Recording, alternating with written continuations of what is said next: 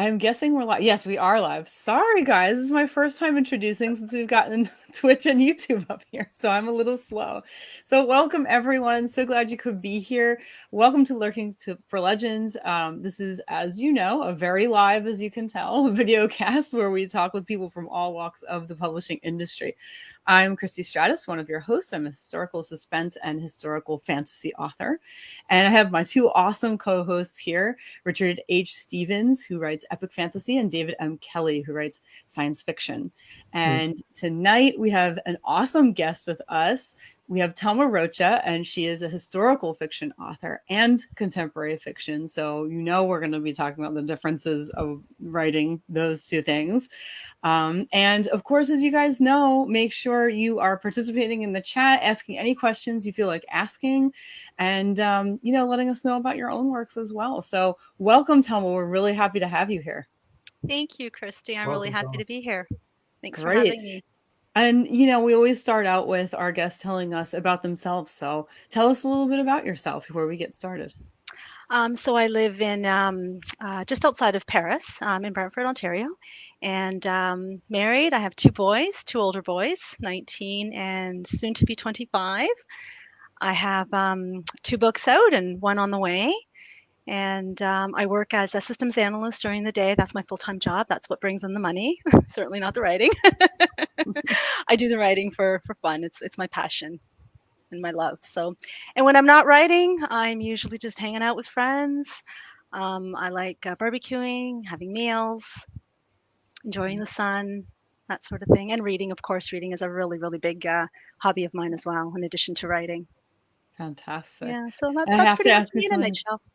I had to ask you something right off the bat. I know that you said, of course, so many writers aren't doing this full time yet. A lot of people do it on the side. Most of us have to, of course. And you called it a hobby. And so I just wondered right off the bat whether if your books started really making enough money for you to live off of them, then would you not call it a hobby anymore? Or is it really it needs to be a hobby? That's actually an interesting question. I love it so much. And I almost fear that if it ever did become a job, that I may not love it as much because then there would be pressure. So right now it's a very stress-free, writing for me is almost therapeutic in a sense. I write, based on how I'm feeling. A lot of the books that I write sort of reflect how I'm feeling at the time. And it's really stress-free. So I don't really know how to answer that. I mean, if my books took off and they started making enough money that I could actually live off of them, I probably wouldn't call it a hobby anymore at that point. But I would tread that lightly. I would be very careful about, saying, that this is what I'm going to do and this is how I'm going to make my living, because I certainly don't ever want it to become a stressful environment for me, because then I just won't want to write anymore. Oh, I can understand that. Yeah, and I think a lot of writers feel like that, at least a lot of writers in the same, boat as me, where, like they have a full-time job and, they kind of turn to writing as just a pastime and a way to, maybe express themselves. Yeah, for sure. I think that's most of us, especially us indie authors. I just wanted to, everyone probably doesn't know this. I met Telma, I think it was 2019, beginning of 2019, as a member of the Cambridge Authors. Yeah, it would have actually been before that, Richard, because we met before the Angolan Girl came out. I was still in the process of writing that book when I joined Cambridge Authors. Oh, awesome. Yeah, so when we started going to the Badger, so I probably want to say maybe 2017, maybe 2018. Yeah, it'd be 2018 and definitely 2018. So okay. Yeah, it'd be February 2018. Anyway, and when you mentioned the Badger, that's a pub that the group actually meets at. So it's a lot of fun. So we get together beforehand and we have a dinner if people want to show up, and then we go upstairs and order drinks and talk about writing. And sometimes we have some awesome guests up there. But I wanted to talk briefly about the book that got you started. And you mentioned the Angola Girl. Correct me if I don't get this right. You were born in Angola, correct? I was born in Angola. That is correct. And your family immigrated to Canada in '76 to avoid the civil war that erupted in 1974. And in the Angola Girl, you document this journey, which is actually, I guess it's from your grandmother's point of view, it's a story about your grandmother's life from childhood through the early stages of the war. And can you just tell us a little bit about this book? Because I know it's left a profound impact on my wife is she read it because we met you through the Cambridge authors, and she got your book and she really loved it. And we're not just saying that to hype you up here today. She really did enjoy it. So tell us a little bit about the Angola Girl, your first book. Yeah, sure. So the Angolan Girl started off originally in my mind. It was going to be more of a war story. Um, there was a lot going on with the war, and I knew the stories growing up. My grandmother was always a storyteller, so she would always tell me these stories um, about their life in Canada and leading up to the war. So when I first set out to write that book, I really thought the focus was going to be around the war.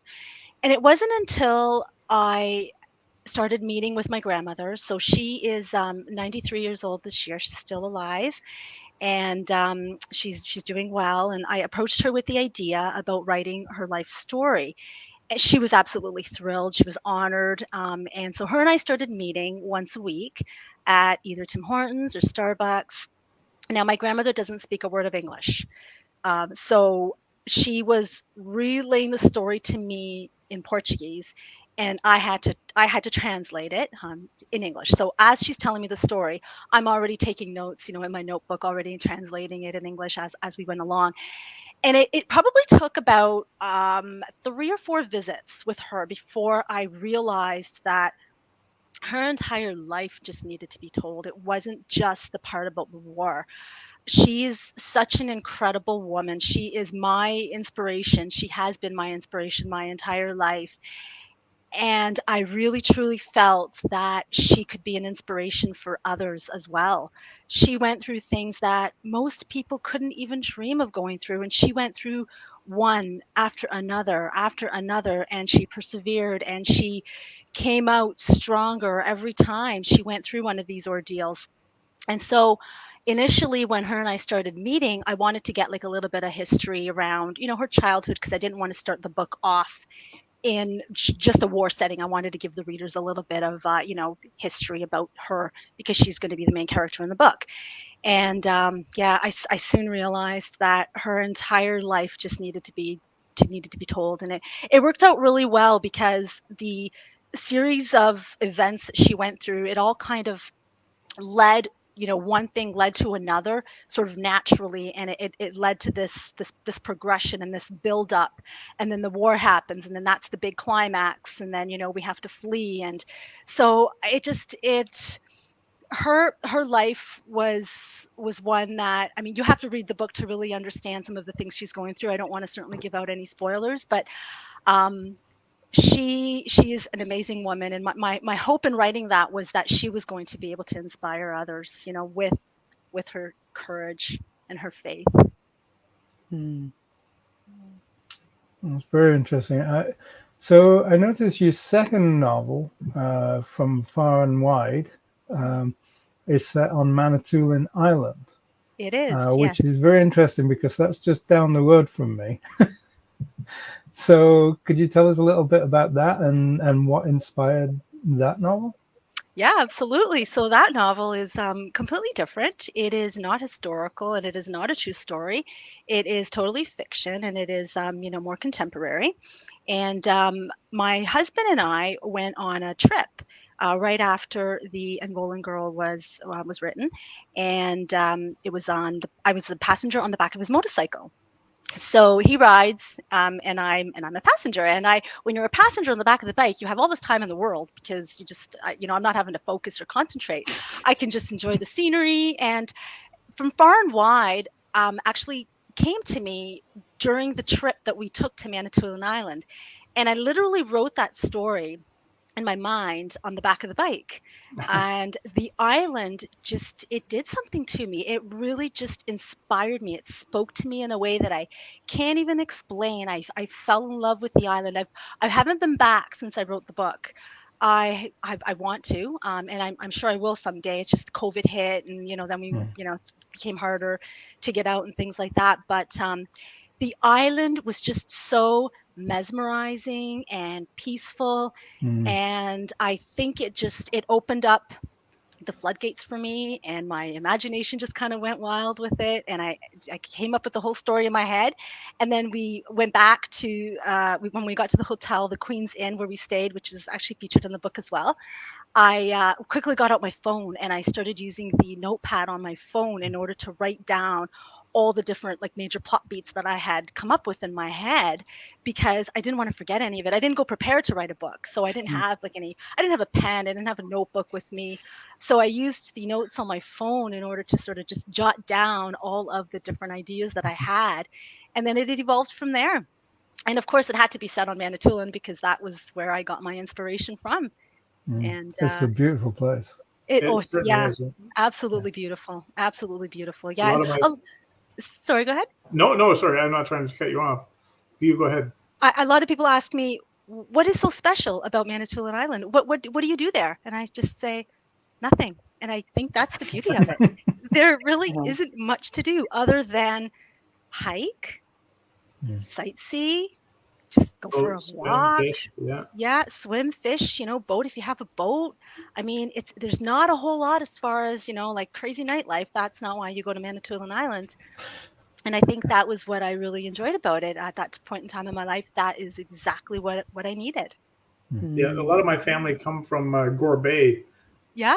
on Manitoulin Island, and I remember my father telling me when he was very young he lived on a little island called Flower Pot Island, which is Yeah. between Tobermory and Manitoulin. Yeah. And I know this is tough for Christy to envision because this is in Canada, but it's just on top of Lake Huron, just before it meets Lake Superior, kind of Mm. like it's in Georgian Yeah. Bay, and yeah, he lived on Flower Pot Island, and there was no electricity out there. I remember him telling me the stories about they had no electricity because they were on this little rock in the middle of the bay. But It's actually the Wow. Wow. world's biggest freshwater island. Yes, it is. Yeah. Oh. I actually, that's mentioned in my book. There's a lot of like little, facts about the island in from far and wide, just like little things from the experience that I had, and then the research that I did to like verify some of the facts and stuff. So yeah, I do mention that as well in the book. And I loved Manitoulin Island so much that I've actually considered writing another book set in Manitoulin Island.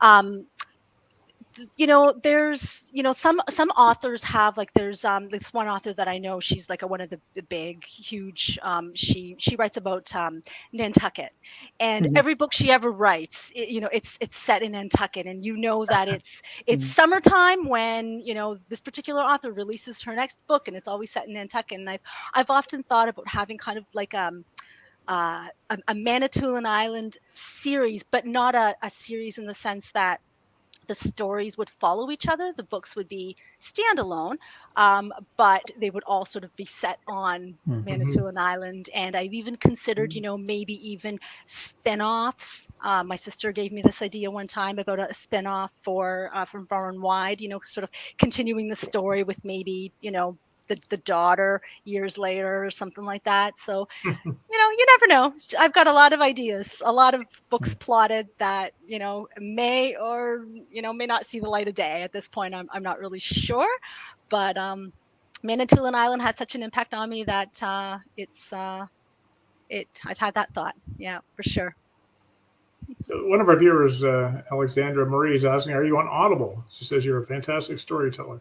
Oh, thank you. I am not on Audible, but I'm actually in the process of setting that up, of looking into that. So, hopefully soon, my stories will be on Audible. Oh, awesome! And just further to Alexandra, we also love seeing Christy back as well. We Thank missed her you. on the show for sure. Oh, here's Tara Shipping Mondu. Hi, Telma and friends. Telma's an amazing speaker and a lovely person, as well as a Aw. great storyteller. Glad to know her. So, we were talking about the Cambridge Authors. Tara is one of the founding members of the Cambridge Authors. So it's nice to see that we have some support from our local group. Thank Yes, you. Tara's actually, I reached out to Tara years ago when I first started writing the Angolan Girl, because there's like a family connection there.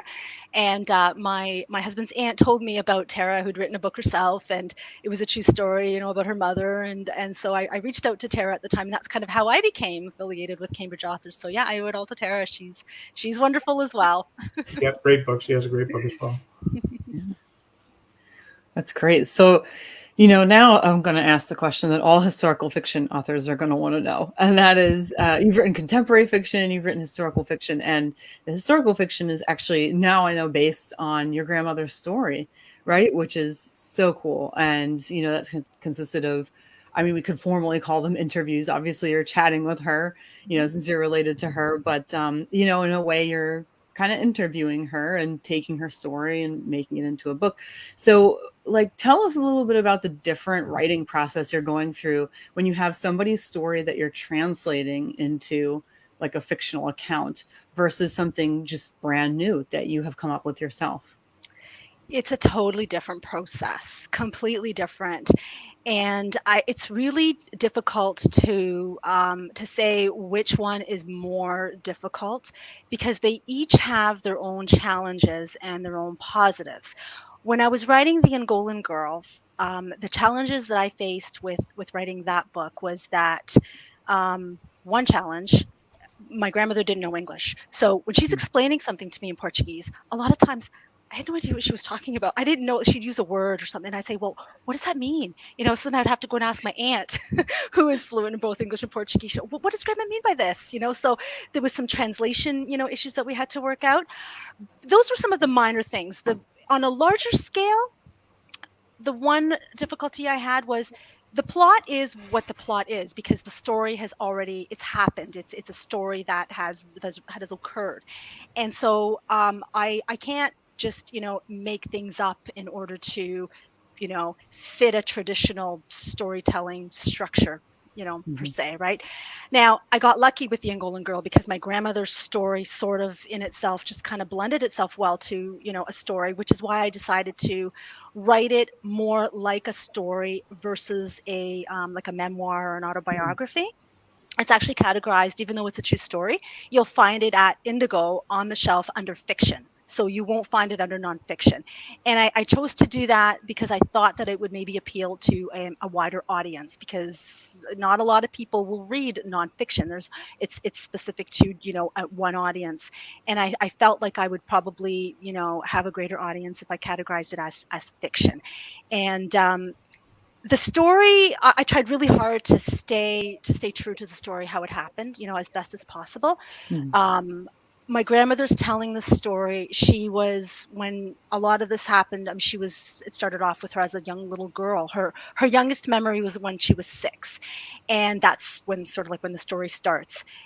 Her storytelling didn't really have a lot of emotion because to her this is um 80 something years later, right? She's past that, so she didn't have a lot of emotion. She's just sort of telling me the facts. This is how it was. So I really really struggled with injecting, making sure that the emotion Mm-hmm. came through in the story, that the reader would really get the gist of what she really went through at that time during that specific crisis or situation. So I would ask her, pointed questions, in terms of, how did you feel and how did you react? Can you explain that to me? To try to capture the essence of the story as true as possible. Um, Writing contemporary, you have a lot more leeway. I mean, you can pretty much do whatever you want. So from Far and Wide, I felt like the doors were just wide open to me.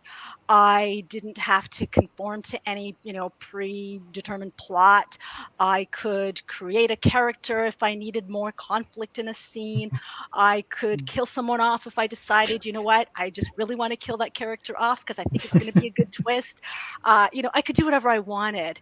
And so there's a lot more freedom, I think, with writing something that is not a true story, and specifically contemporary. I found it easier because I live in today. I'm experiencing life today, which is the time period in which From Far and Wide is written. With the Angolan Girl, I couldn't write about a tree without Googling, like, well, what did trees look like in Angola back in, like the early 1900s? Like, I had Right. no idea. I was 2 years old when we left Angola, during the Civil Mm. War. So I have absolutely no memories of Angola whatsoever. So those things were difficult. Getting the facts right. Like I remember, my aunt was a huge help to me in. She was a beta reader, so she did a lot of like the fact checking. And I remember one time she was reading one paragraph, and I was describing. There was a war scene, and my family was hiding. And I had in the book we were hiding in the basement because when my grandmother said we went to go seek refugee in the house, I just naturally in my mind assumed, well, if that were me, I would go to my basement. That would be like, there's a tornado coming, you run to your basement, right? Mhm. And then my aunt's the one who pointed out that, like, well, there's no basements in the houses in Angola, right? Like that back in that time, that just wasn't a thing, right? So I'm like, oh, okay, well, I didn't even realize that, So it's those factual things that, I think I really struggled with. Mm. Street names, I wanted to be as accurate as possible. Whereas with From Far and Wide, I mean, yes, I do reference street names and things like that, like of actual places. But you know what? At the end of the day, From Far and Wide is completely fictional. So, if I messed it up, it's still fictional, right? Yeah. There's nothing that says that I had to use the actual street name or spell it the way it's really spelled. Maybe I purposely spelt it, differently so that there would be a difference. You know what I mean? So Mhm. um, those were some of the biggest challenges. Character profiles is another difference. I don't have to. Oh, hi, Aunt Rose. That's my aunt who joined. Welcome to the show. Hi, Rosa. Another difference, between writing a true story and writing a fictional story is characters. So with From Far and Wide, I had character profiles for all of my characters, and I had to kind of figure out, well, what do I want my characters to, what do I want them to believe in, what do I want them to do, what do I want them to like, with the Angolan Girl, I did have character profiles, but it was different. They were almost predetermined for me. um, because again, like I said, I try to stick to the reality as much as possible. And so if I'm describing a certain person, I'm trying to use the real life characteristics for that person, as opposed to having to create everything myself. So definitely a lot more work, I think, when you're writing fictional, because you have to create everything, but you have so much more freedom with the piece that you create as well, right? So that's why I said I can't really say which one is more difficult, because they both have their challenges and they both have their positives. Yeah, For I can sure. see that. Yeah. Yeah. That's why I write fantasy. I can make up whatever I want. You can, yeah, and that's a whole other, yeah. I actually have a fantasy story plotted. Right. It was supposed to be a 3-part book. I don't think I'll ever write it. I I Oh, come I on. I just feel like I'll I've kind convert of you. found my niche, with contemporary. I might go back and write historical. I love historical fiction. I love to read historical fiction, so I may write another historical fiction novel someday. It probably won't be based off of a true story. It'll be, fictional. But I don't know that I'll ever do anything with the fantasy books, because I just feel like that's a lot. Yeah, kudos to you, because Oh, fantasy come to on. We me. have dragons. Oh, you've really got it. You've got to develop not only the plot and the characters, you've got to develop an entire world. Oh, I just make it up. You don't have to develop nothing. And hope they don't call you out on it. I think it's wonderful that you're Aunt's here. And with her here, you also have your books translated into Portuguese. And how cool is Yes. that? I've Yes. always thought Yeah. about translating my books into different languages as well, especially German, because Germany is supposed to be a great audience. What were some of the hurdles you faced in doing so? Because I imagine Portuguese, like any other language, they don't quite translate the same as the English language, or vice versa. So I don't even know how this happened. I'm a true believer that things happen for a reason. You put something out into the universe, and it if it's meant to be, it's meant to be. Because writing the Angolan Girl, I my biggest wish was to have it available in Portuguese, because my grandmother is Portuguese, and I wanted her to be able to read the book. And my goal was eventually to do that. I looked into it. It was going to cost thousands and thousands of dollars. Mhm. Like, I'm talking to the tune of 20 Yeah. grand. And I thought, oh my Ooh. gosh, I'm going to be a long time before I get enough royalties to come up with that kind of money to translate my book. And then there's this woman, a lovely, lovely, lovely woman. Her name is Rhonda Forrest. She's a writer out in Australia, and her and I got to know her through Instagram, through my book account on Instagram. She reached out to me when I was writing the Angolan Girl, because I had made an early post about, just writing it and being a little nervous and not sure. And she reached out to me and offered help. She basically just said, I'm a writer of historical fiction and contemporary fiction. If you have any questions. And she ended up helping me tremendously. She ended up, I would send her early chapters and she would edit them for me, provide me with feedback. And her and I became really good friends. We've never met. 4 years later, she sends me a message one day telling me that there is this Portuguese publisher in Brazil that had just acquired one of her books. She'd submitted it to this publisher, and they were a fairly new publisher. And she said, I know that you want to get your book translated into Portuguese. She says, you should submit your story to them and see if they'll buy it, right? So I thought, what are the chances? I did, and they took it. They wanted it, so they purchased the Portuguese rights to the book. So I got the book translated in Portuguese, and I did not have to pay a dime. So they are a traditional Wow. publisher. Nice.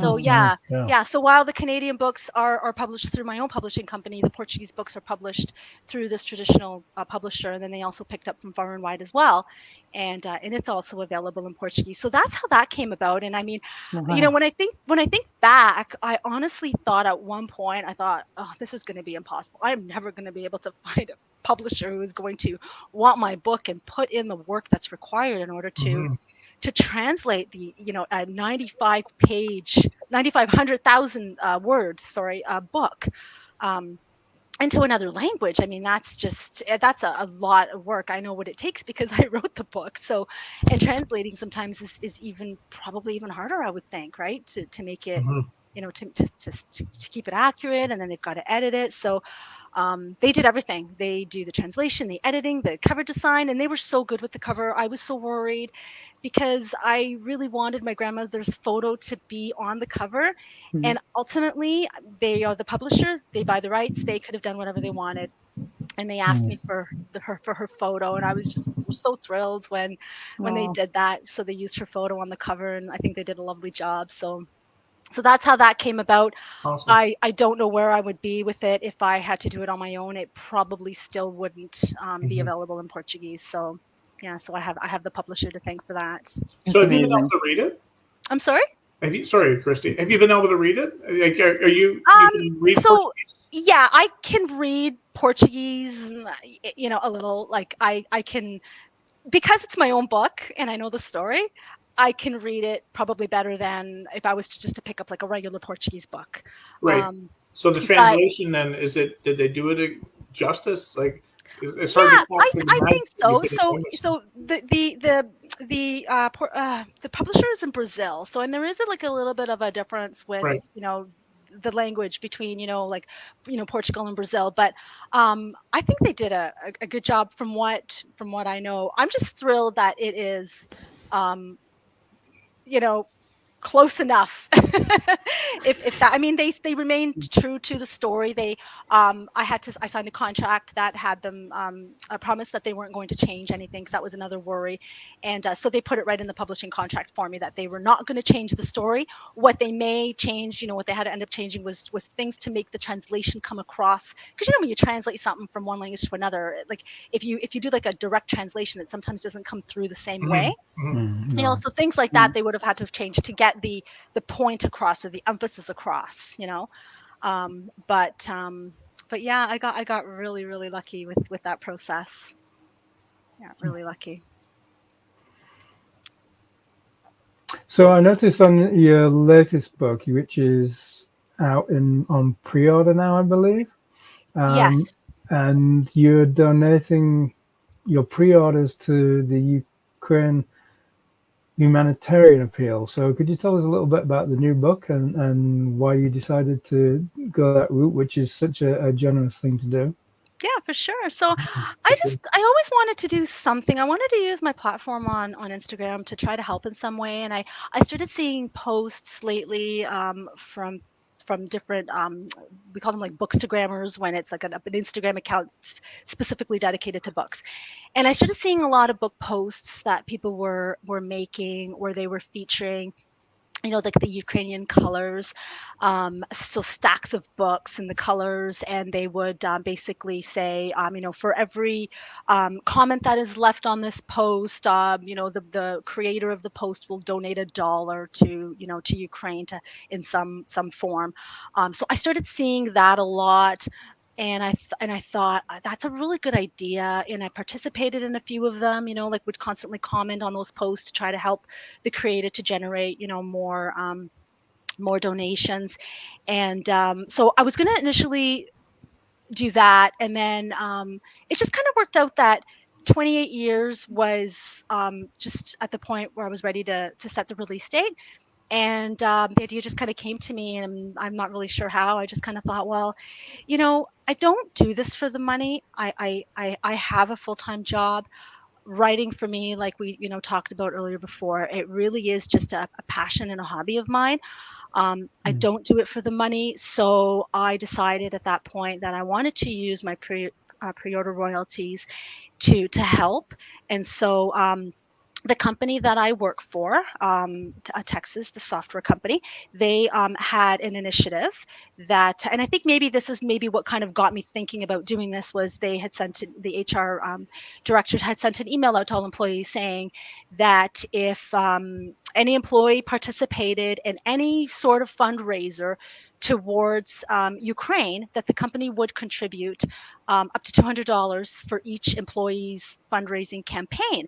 Nice. So when I saw that that's email, I nice. thought, okay, I got to get on that. I definitely have to do something. Mhm. So that sort of solidified my decision to say, okay, I'm going to do it. It's going to be my pre-order royalties, and I'm going to donate. And so the company will be contributing $200 as well towards it. So I started pre-orders. I believe the pre-orders went up the first week of May, I think, was when I first announced the pre-orders. So I've been collecting pre-orders since then. So it hasn't been quite a month yet, probably about 3 weeks. And the book comes out on June 24th. So I'm basically going to let it run right up until a release day, and then at the point of release day, then what I'll do is I'll log in. I don't know how many pre-orders I've accumulated yet. Ingram Spark, the distributor, I love them, but the reports that they have aren't the greatest. So like, I literally have to wait a month. So pre-orders that were collected in May will be reported to me, I'm hoping now, the first week of June. So they say they're always kind of like a month behind. So I should know, by next week how many pre-orders I have for May. And then in July, I'll know how many pre-orders I had for June. So then I'll know like the total, and then I'll be able to figure out like how much I've accumulated and send off the check. But I'm going to let it run right up until the pre-order day, and probably even till the end of the month, because I'm thinking it's going to be easier to figure out what were the total sales for the month of June, as opposed to try to figure out the cutoff of the 24th. So I'll probably let it run right up until the end of June, and so we'll have 2 months worth of calculating pre-orders, and we'll see what we can do. And then I will be donating it to the humanitarian appeal through Red Cross for Ukraine. Awesome. That's So, wonderful. Yeah. So I feel good about doing that. I feel lucky that I'm in a position that I can do that. So I don't like I said, I don't do it for the money. So I'm lucky in that sense that I'm able to do this. And the story itself, 28 Years, is another contemporary book. It is fictional, all fictional, and interesting enough, this is a story that I actually started writing way back before I even had kids. So my oldest boy is going to be 25. So I started writing this book a long, long time ago. And I got to a point with it where have you ever heard the term of imposter syndrome? Yeah. So We live it. yeah. So imposter syndrome at that point really kicked in, and I thought, who the heck am I to think that I can write a book? Like, this is just ridiculous. This is crazy, And I completely just scrapped it. I thought, you know what? Just stick to reading. You're better at reading than writing. And I forgot about the book. It sat on my laptop, like one of my really old laptops, and then I'd get a new laptop years later, and I'd be like, I'm going to take that story and I'm going to put it on a thumbnail, and I'm going to put it over onto the new computer just in case, who knows. And then I remember the point where I actually deleted it. I actually deleted the file. I said, you know what? This is never going to materialize in anything. I'm never going to finish this. And I deleted it. It was completely gone. And it stuck with me. The story stuck with me. And then I was working out with a really good friend of mine. We were in my gym working out, and she started telling me about a story that had not a similar plot line, but there were some similarities. And she got me thinking about the story that I started writing all those years ago, and I thought, maybe there was something there, because mine's got a bit of a twist to it. It's not the traditional, and I don't want to give away any spoilers, but it's not the traditional story that you would think it's about, what that particular subject matter is about. Mine has a little bit of a twist. So, it's told from a different perspective. And so I thought, maybe there's something there. And so I started revisiting it, and I started rewriting it. Now it's changed quite a bit compared to when I first started writing it. It's changed. It's probably a totally different book. So I don't regret deleting the original manuscript. In fact, I'm kind of glad that I did, because if I still had that old manuscript, I probably wouldn't have continued with the story, because I was writing that at a time when I was not, a very I didn't know what I was doing. I had never written anything before. No one had looked at it. It was very, very rough draft, and I didn't know about the things about writing that I know today. So it was absolutely riddled with all of the things that you are not supposed to do that identify you as a novice writer. That draft would have definitely had all of those things, and it probably would have scared me off. So I'm glad in a way that I didn't have that original manuscript anymore, because what it really allowed me to do was just take the story that I still had in my head and start from scratch and write it smarter, because I find with every book that I write, my drafts are smarter. I'm writing smarter. The Angolan Girl first draft was a complete mess, because it was all about just get the story out and worry about editing later. And then from Far and Wide, I found my first draft was already better than, the last book. And now with this third book, my first draft is yet even better than the last two, because you get smarter, as you write. You start learning about the things that you had to go back and fix that took you hours and hours. So you start doing that right off the bat, as opposed to just worrying about it later. So I have no regrets about deleting that manuscript. It's long gone from my life, and that's okay, because I'm really proud of 28 years. It's a story that I think will. It's a little bit more. It's not From Far and Wide is a sad story. It is a heart wrenching. You'll probably cry. A lot of my readers who read it say that they shed tears reading it. It is meant to move you. That's the intention.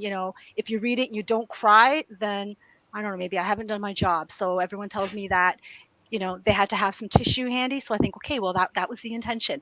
28 years is a little lighter. I mean, it still has a lot of the same themes that you see in family dramas, but it's not as sad. It's a little bit lighter, and I think that reflects sort of like where I was too when I wrote the story. When I wrote From Far and Wide, that was the mood I was in, and it came out in that story that way. With 28 years, I was in a different mood, and so the story came out the way it did. And the one I'm writing now is yet different because of the mood that I'm in now. So I think the mood that I'm in currently really does play a big factor in sort of the output that I put out there in my books. Yeah, it's interesting. Like, I have 2.5 books that I wrote that will never see the light of day. How many?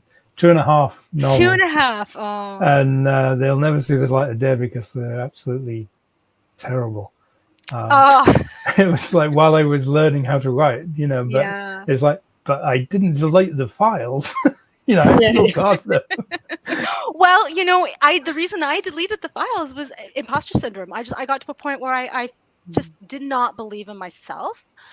I didn't believe in the story.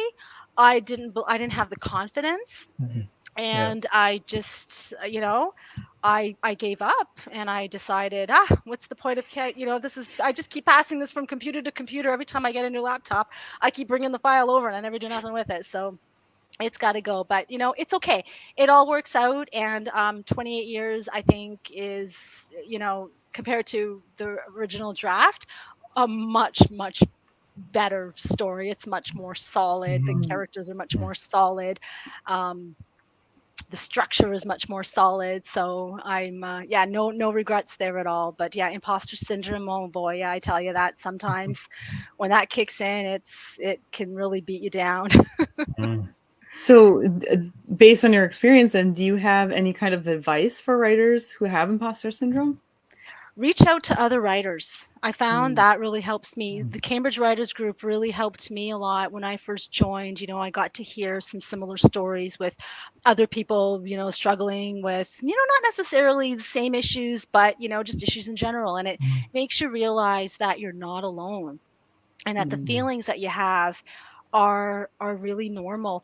And imposter syndrome can really look differently for everybody, and it can sometimes rear its ugly head when you're not even expecting it. Like, I have some days, believe it or not, where I wake up in the morning and I think, I feel good. Today is a good day. I'm feeling good and happy, and I've got all these plans, and then by lunchtime I'm like, oh, what am I doing? Do I even know what I'm doing? Like, it's just it's crazy how sometimes it can just creep in without you even realizing it. And the advice that I would give is just find other writers that you can talk to, that you can connect to, that you can share your story with, and have somebody else read your work and provide feedback. Feedback is so valuable, because it'll help you grow as a writer. It'll help your story to be better, and it'll give you more confidence, which then in turn, I think if you have more confidence in general on a daily basis, you can then beat the imposter syndrome, more often, or at least you're better equipped to tackle that imposter syndrome. But yeah, imposter syndrome is something that I hear that a lot of people struggle with, a lot of writers struggle with. Yeah, for sure. Yeah, and that's why writing groups are so imperative and so important to writers, because writing is such a lonely thing, right? It's such a solitary, hobby, or just you're by yourself. And so if you can engage other writers and meet up with other writers, and now that COVID's done, I'm hoping to maybe our group, I'm really hoping that our group can start meeting in person again. I know we do like the monthly virtual chats and stuff, and those are great, but sometimes it doesn't beat that, just in person. Yeah, that in-person connection. Personally speaking, I find that I come across that usually around about halfway through whatever book I'm working on. It's like I get to the sort of round about the halfway point, and then up to that point I've been fine, and then suddenly it's like I start thinking to myself, my God, this is crap. What am I writing? So Why it's the am I muddy, writing this? muddy middle. Is that the muddy middle? Yeah. So they call it the muddy middle for a reason, right? Yeah, and it's like that. Every single book I've written, it's like I've got to that point, and I'm just suddenly thinking to myself, what the hell am I doing? And it's like, that's so true. I'm writing my 14th book, and I still experience that for sure. Yeah. I think that if you are now, I am what you call a plotter versus a prancer. So a plotter is someone who writes a book knowing the start, the middle, the end, and all the major plot beats, and all the character profiles are defined, and I sort of know where I'm going. And a prancer would be someone who just kind of figures it out as they go. Are you a prancer, Richard? Oh yeah, you're all prancers. Okay. Very much. I think that because I'm a plotter, I feel like I would probably have a worse time if I was a prancer, because then I'd get to a point where I'd be like, well, where do I want to go with my story next? Like, I have no idea.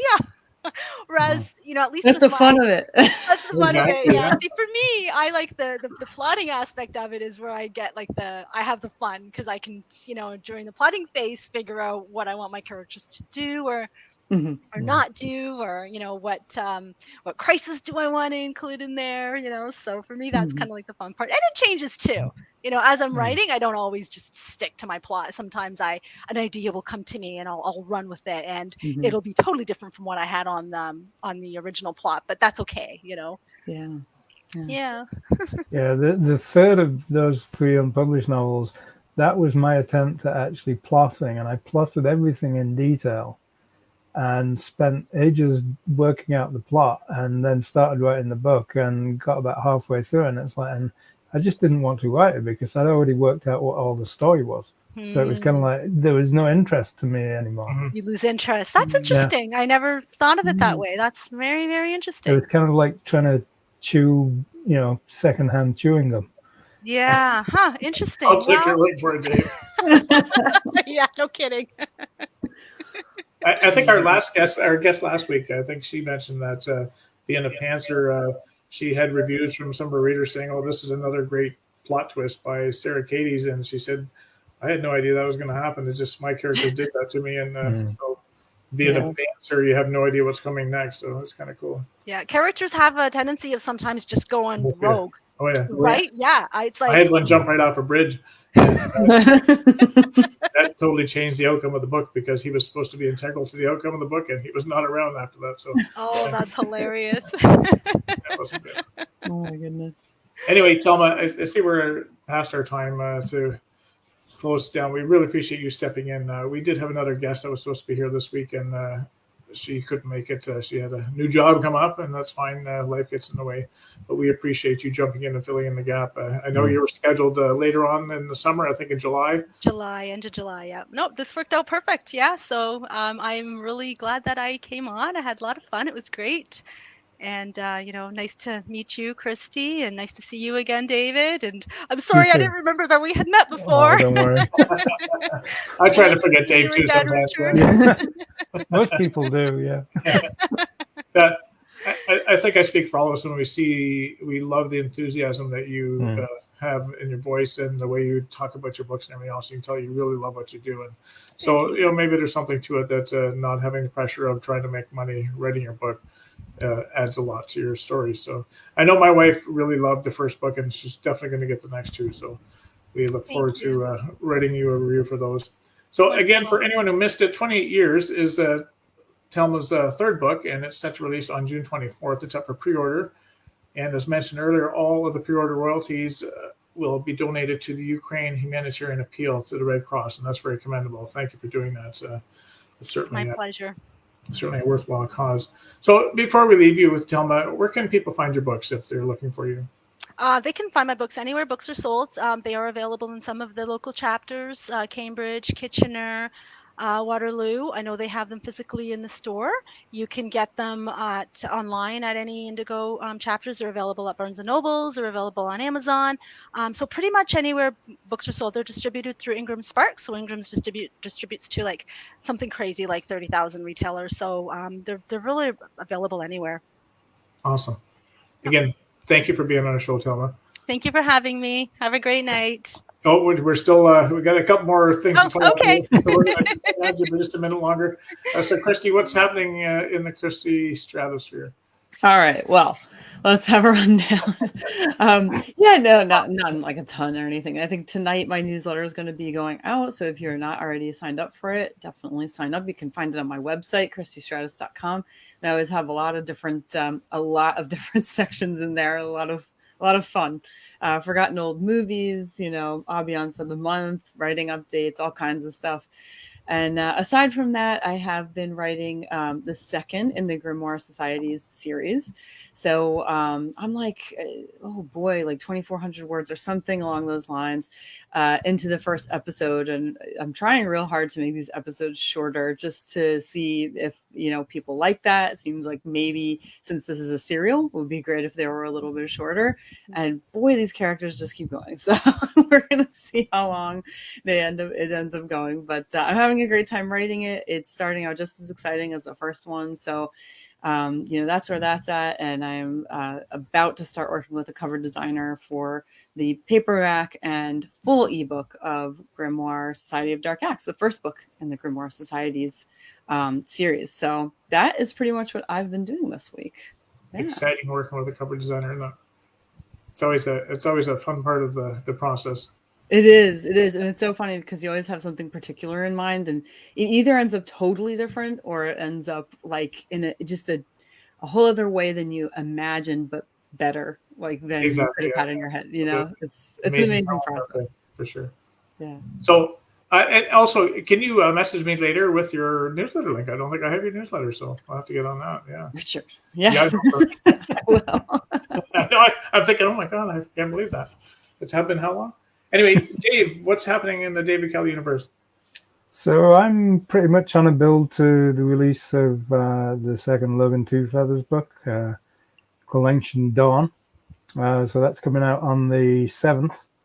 And apart from that, I'm working on the third book in the series.